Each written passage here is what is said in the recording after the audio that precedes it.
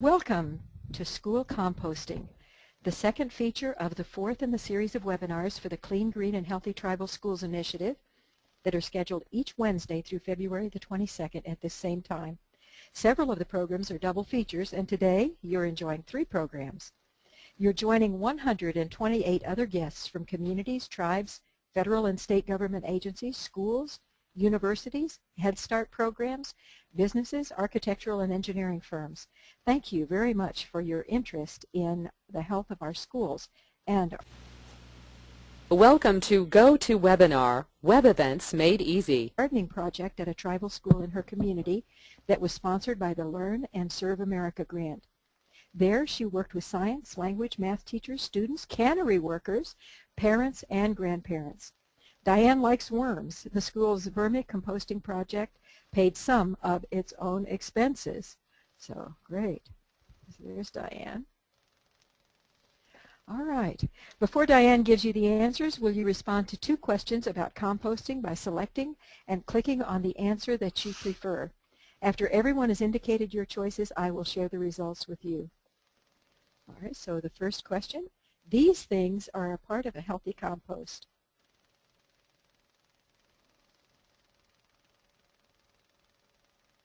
So I'm not seeing any vote. Oh, somebody, lots of votes.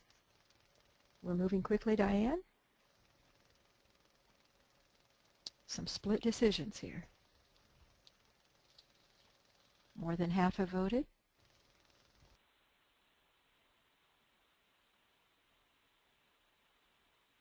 All right, about 3/4 have voted, so we'll close the poll and share the results with you. And after Dianne's presentation, we'll see what you have learned. I'll hide the results. And I have another poll for you here. Actually, I don't, so we'll move on. All right. All right, Dianne.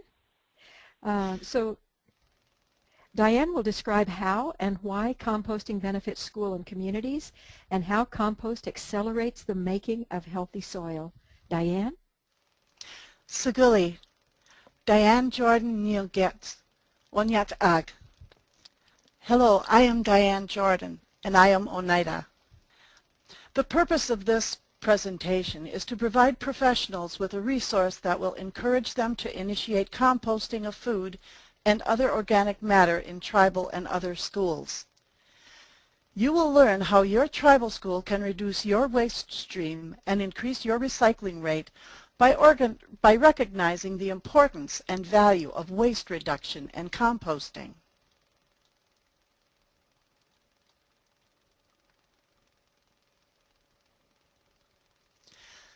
For many of us in this country, it is easy to replace things, so we don't think about throwing a banana peel, a soda can, baby diaper, or plastic cup or bottle into the trash. We are pleased that we are being tidy.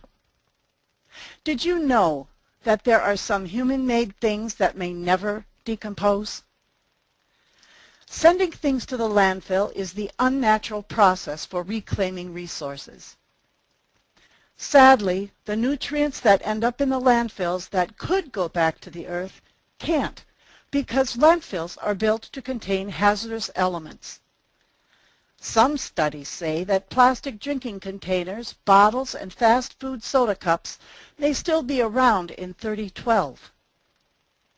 Schools are one of the biggest producers of solid waste in our communities. Ask your custodians and your maintenance people how much waste they carry to the garbage bins every day. 75 cubic feet? 150 cubic feet? Enough in a year to fill the school building? Schools are one of the biggest producers of solid waste in our communities. Ask your custodians and your maintenance people how much waste they carry to the bins every day. The EPA reported that 27% of all municipal solid waste sent to landfills in 2010 was food and yard waste that could have been composted and that could have been recycled into healthy soil. Composting is recycling and reusing natural materials and creating healthy soil.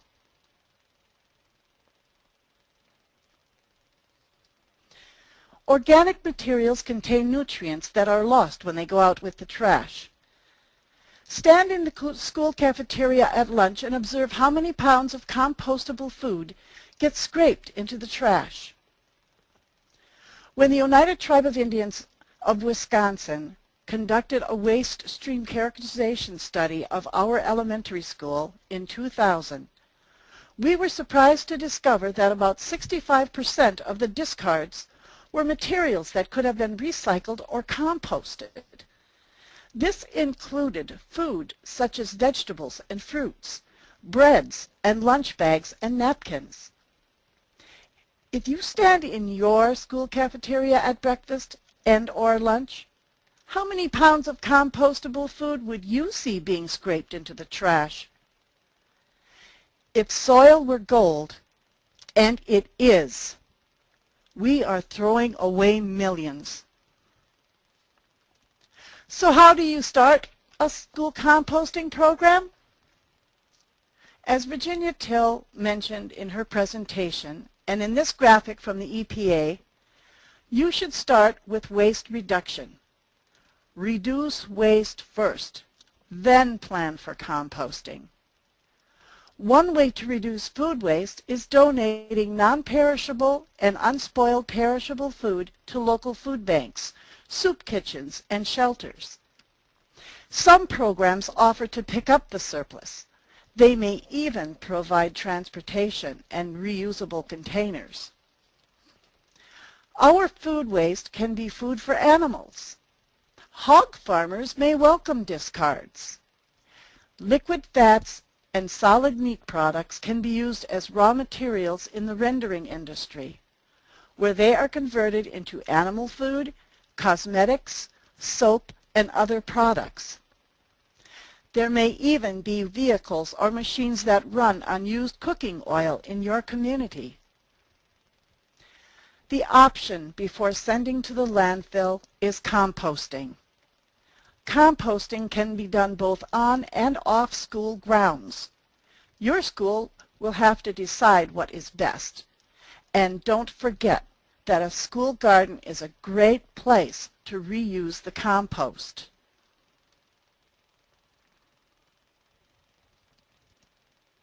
Returning earth to earth is a true Native American value. Composting gives us a way to keep organic materials in the cycle of renewal, the circle of life. Even smaller efforts at composting, such as backyard composting, recycling food scraps, and plant clippings, provides an opportunity for people to create soil and return valuable nutrients to the earth. Not only is it a good thing ecologically, but it also saves money in disposal costs. Composting diverts unnecessary waste from the waste stream, but it can be a financial benefit for tribes that subsidize waste disposal.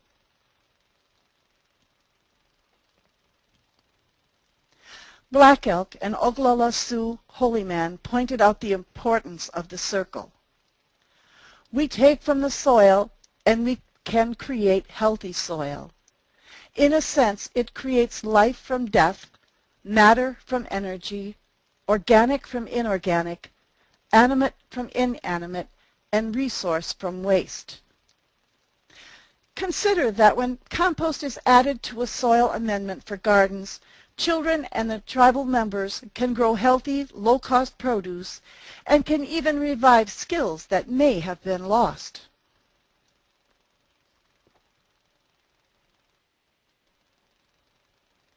According to the Iroquois creation story, long before there was land, there was water all over.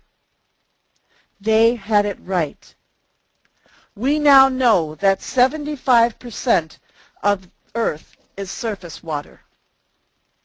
2/3 of the remaining surface is not farmable. That's mountains and deserts. Only 1/12 of the Earth's surface is potentially farmable land, but 3/4 of that soil has been eroded by wind and water due to industrial and farming practices. That leaves 1/48 of the entire Earth's surface to raise food for 6.5 billion people and many times more animals.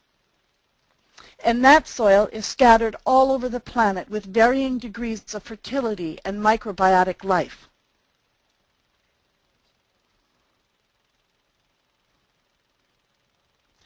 The Tribal Waste Journal of June 2005 relates 6 stories of tribes that are recycling, reusing, and composting organic waste. So, what exactly is compost? It is the end product after the breakdown of materials that were once alive. What that means is that organisms eat the apple core and bread crust. They digest them. Their excretions combine with air, moisture, and heat to create nutrient-rich compost. I'll talk about these important critters in a bit, but for now, just know that they can eat food scraps and yard trimmings and even some paper products, and that can be combined in your school's compost pile. I did say heat, didn't I? Did you know that compost piles, especially commercial composting, can reach internal cooking temperatures of between 120 and 150 degrees?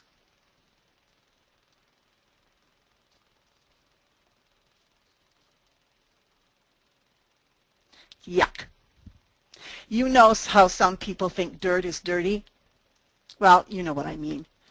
The truth is that we all depend on dirt and all its resident organisms for food and for life. As gooey as it is the foundation of all our histories, a reservoir for the building blocks of life. Healthy soil is crowded and teeming with life, a complex web of organisms, some of which are only now we're beginning to understand.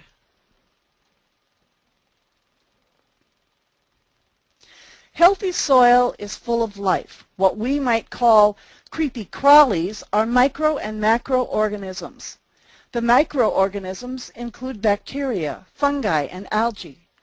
And the macroorganisms may include worms, reptiles, and mammals. Can you guess how many pounds of living things there are in an acre of healthy soil? How many pounds of earthworms? Of arthropods?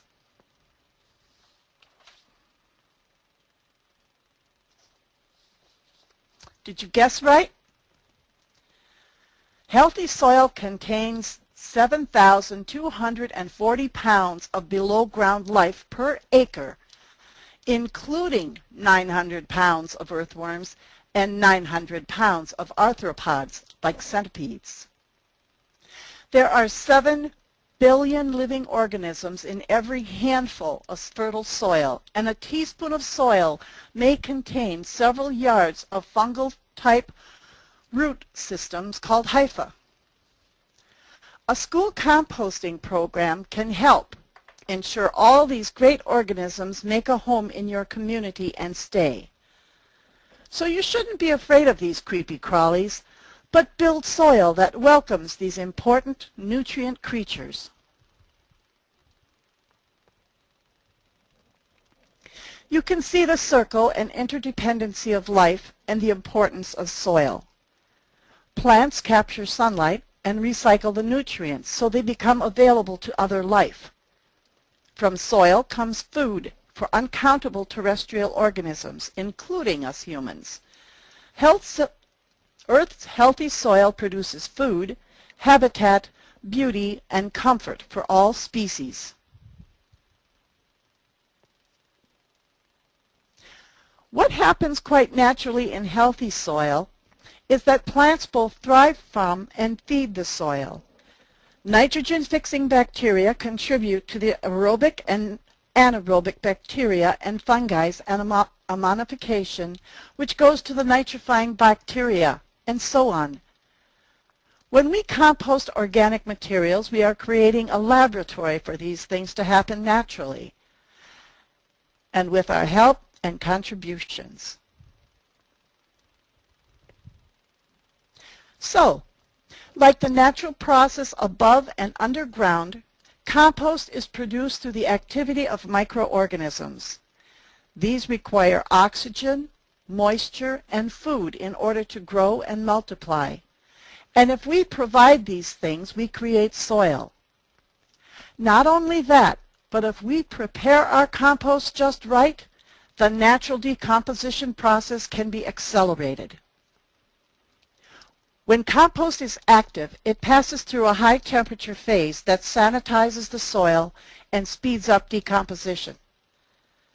This is followed by a lower temperature phase that allows the compost to stabilize while still decomposing at a lower rate. There are many ways to compost, and here are 3. Pile or windrow composting is just what it sounds like. Organics are formed into rows or piles, and they may be aerated by turning the debris manually or mechanically. The in-vessel containers are enclosed and come in a variety of sizes, such as this barrel-looking bin or the rolling bin shown on the slide. They can process large quantities in a small area. Vermicomposting is my favorite, and one of the ways that the school I worked with defrayed some of their costs. Worms. Carolina said, "I like worms, and this is why." They break down organic materials into high-value compost. They're worm castings, or as the kids like to call them, worm poop. Vermicomposting is faster than either of the 2 methods above. Any of these methods could be adapted to a school program.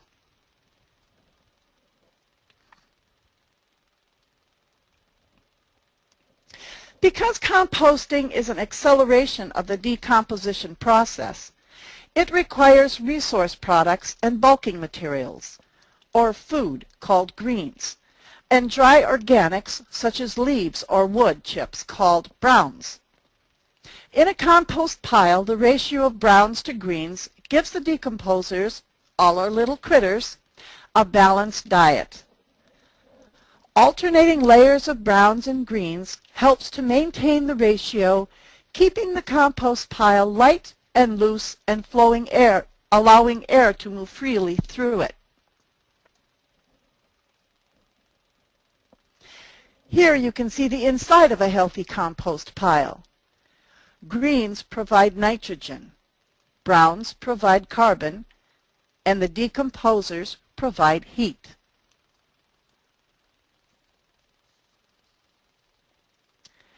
Compost improves soil structure, porosity and density, and creates a better environment for roots to grow. It increases infiltration and permeability of heavy soils, reducing erosion and runoff, improves water holding capacity, reducing water loss and leaching in sandy soils.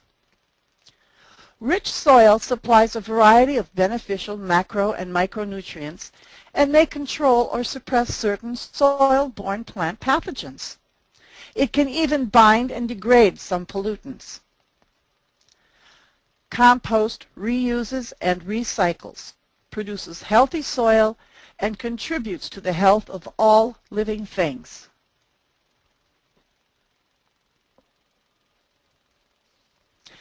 Beyond that, composting by schools can help the environment and the community by reducing the school's solid waste stream, recycling natural resources, extending the life of a leaching field and septic tank if a garbage disposal system has been in use, reducing nitrogen loading to the local sewage treatment facility, educating the school community about benefits of composting, and creating a useful product for landscaping projects.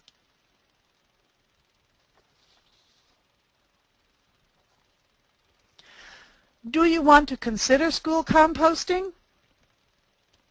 First, a don't, and then some do's. Don't start a school compost without a plan. Composting is not just a short-term project. Like a garden, it requires long-term commitment and regular attention. Now for your do's. Do first develop a plan. Talk with staff, teachers, community members, and children and get their support. Learn about composting so you can speak knowledgeably about the process and the project. It's okay to start with a small pilot program or to develop the program in phases. Be sure you get support from administration and follow the school's protocols. Get the community involved. Our tribal elders were invaluable to our program. We encouraged elders to volunteer with the gardening and showing students the proper way to plant and work the soil. They also worked with the students in the tribal cannery when strawberries and other berries came into season by showing them how to preserve the harvest. At the end of the growing season, a feast was held to thank all for their participation during the growing season. Canned goods from the garden were handed out to the elders.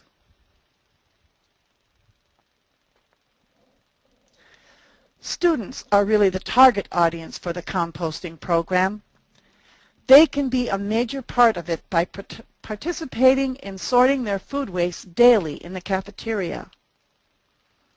A compost team of 10 to 12 students could become the core composting team. They help with the daily tasks of delivering the compost to the composting location, adding browns to the greens, turning the compost, checking its temperature, or adding worms like the Turtle Elementary School children did. It's important to begin educating students about composting at the beginning of the school year and initiating the youngest students into the routines of sorting their lunch waste. Keep students, teachers, staff, and community motivated. Send out news featuring the science or math projects that students have done with the compost. Give recognition.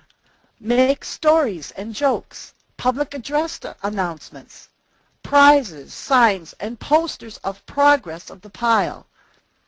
Just be creative and use the compost as a learning resource. There is much to be gained by engaging students, staff, and teachers and the community in a school composting program. Without much effort, I am sure you can think of ways that the examination of the school's waste patterns, recycling of organic materials, managing and measuring progress, and the focus on healthy soil and healthy bodies can easily contribute to class studies, projects, and learning.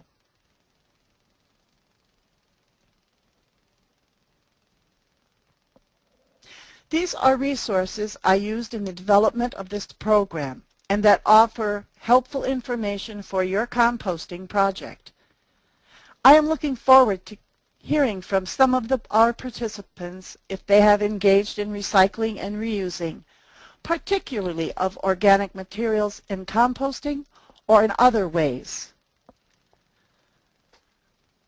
Yanko and Nugiwa. Thank you and goodbye. Thank you, Dianne. We'll get to your questions next, but we hope Dianne's presentation on composting has added to or refreshed your knowledge of the issue. After the poll, your questions, and a brief announcement, Dianne will encourage you to use that compost you've developed in a school garden.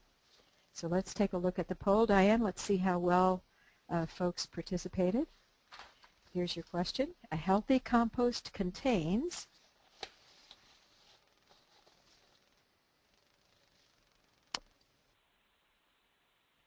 almost 50% have voted.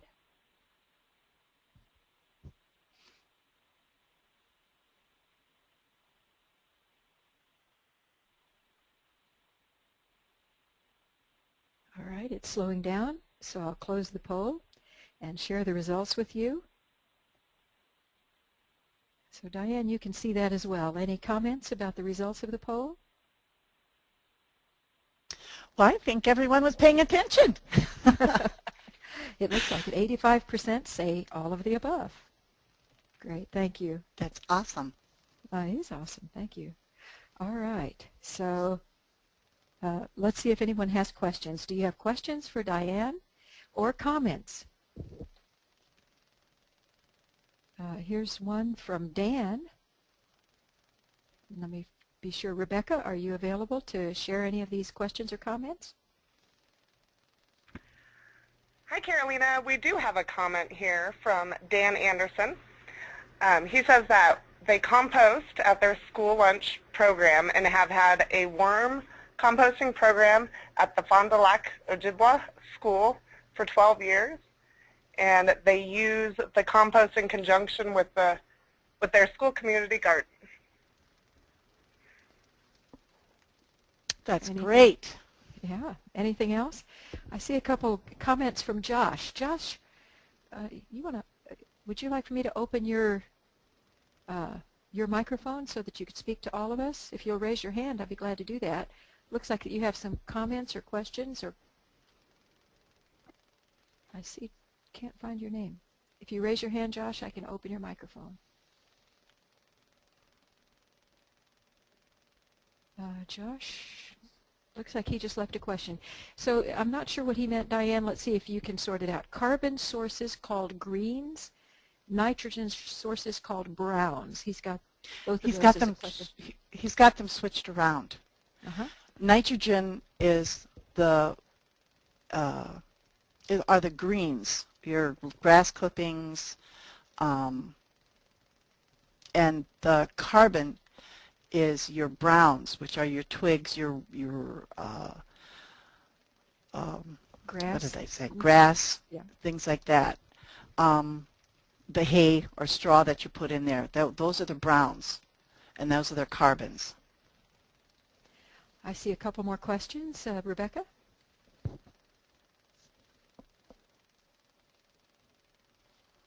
So Christina is asking, Dianne, does the compost have to be a good distance from the building? Very good question, Christina. Yes, that's a very good question. It should be easily accessible to the kids. I wouldn't think that it would have to be that far away from the school. Our school's compost pile was perhaps, I'm going to say 100 yards. And that's like half a block, maybe half a city block. But it was all sidewalk out to the compost pile itself, and then a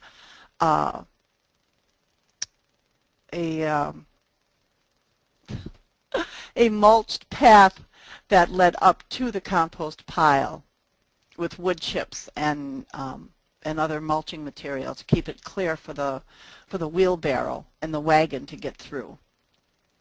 Thank you, Dianne. Phil, you have a question and you've raised your hand, so I'm going to unmute you. So would you like to ask your question, Phil? Yes, if I may. Go right ahead. Okay, I don't know how many of you are familiar with the Hopi Reservation in Arizona, but we are located northeast of Flagstaff, Arizona, but we are in a very remote area where everything is basically brown. Now my question is, being that that's the case, what other green material can we use, you know, as the green additives to the composting? Very good question. That is a very good question. And in the dry areas, I would think any grass clippings, any, even the manure from your animals, your horses, your cows, pigs, anything that does not have a meat base, that would work just as well with mixing in with the nitrogen. But think about adding more of the browns as well, because you don't want the nitrogen burning off the carbon and burning and killing your little critters that are already in the pile. Great. Thank you, Diane. Here's another question. Is there a specific species of worm that we should use for worm composting? Well, it's highly recommended to use the red roundworm. They're indigenous to the northeast, and they're a hardier worm. But when I first started out with my vermicomposting, I used a yellow African worm, which the gentleman who I worked with, who has a vermicomposting farm, and he donated all the worms for our project. He just gave these first ones to me to see how I could get them going. He said they were more used to warmer weather, and so he didn't think that they would survive in the cold northeastern temperatures, but they did. They thrived within a month, starting with one 10-gallon aquarium. I went from one 10-gallon aquarium within 1 month to 4. And that's how fast they reproduced, and that's that. But they were inside, they were in the classroom, and they were set over a heat register, so that did have a lot to contribute to their success, I think. They weren't sitting outside, or they weren't sitting in an area that was cooler. The redworms, however, they just go crazy in cooler weather, not too cold, like 45, maybe 50 degrees. And that's the best worm around, I think, is the redworm. Great. Thank you, Diane. Diane can be reached at the phone number and the email address above. Thank you for attending the composting webinar. I did see that there were a couple more questions, and because we want to talk with you briefly about gardening, if you will hold those questions till after the gardening presentation, we will get to those. Diane will help us consider using our healthy compost infused soil for a school garden. And following that presentation, Virginia, Diane, and I will remain on the broadcast for a few extra minutes to be sure that we've answered all of your questions about recycling, composting, and gardening. Our Clean, Green, and Healthy Tribal Schools Initiative will be sponsoring a 2-day workshop in June or July this year. The workshop will include some of the programs featured in this series and additional topics. Participants will have opportunities for discussion and collaboration with the presenters and their co-participants in person. Please let us know if you might be interested in attending. These 3 and 8 other webinars on topics such as indoor air quality and PCBs in schools will be housed at http://www.epa.gov region8.tribalschools.